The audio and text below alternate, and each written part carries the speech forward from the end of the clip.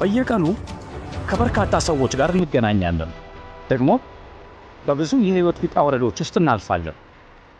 ድንገት ሁላችንም ቆም ብለን ዙሪያችንን ብንመለከት ምን ይፈጠር ይሆን? መጽሐፍ ቅዱስ እንድርያስ ስለሚባል አንድ ሰው ይነግረናል። እንድርያስ ስለ ጌታ ኢየሱስ በቤተሰቡ የመናገር ዕድልን አግኝቷል። ከወንድሙ ጋር ተወያየ፣ ወደ ኢየሱስም አመጣው።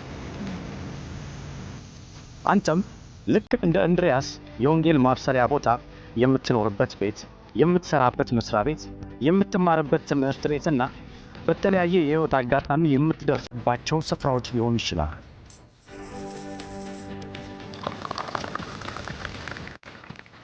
እንድርያስ በግል የወንጌል ስርጭት እንዴት እንደሚደረግ ምሳሌ ሆነን አልፏል።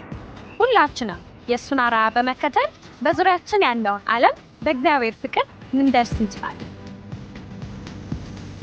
እንድርያስ ሌሎችም በወንጌል ከመድረሱ በፊት ቀኑን ሙሉ ከኢየሱስ ጋር በጸሎት ያሳልፍ ነበር።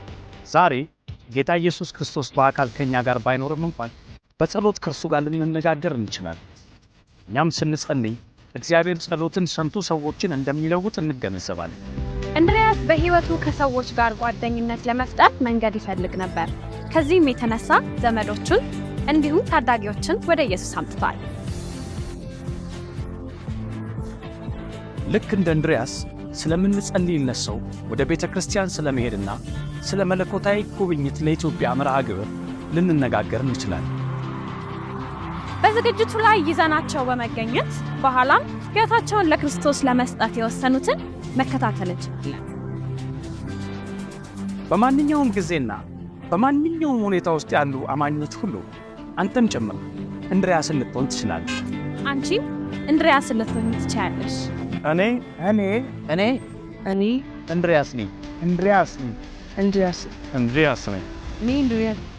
እኔ እንድርያስ ነኝ።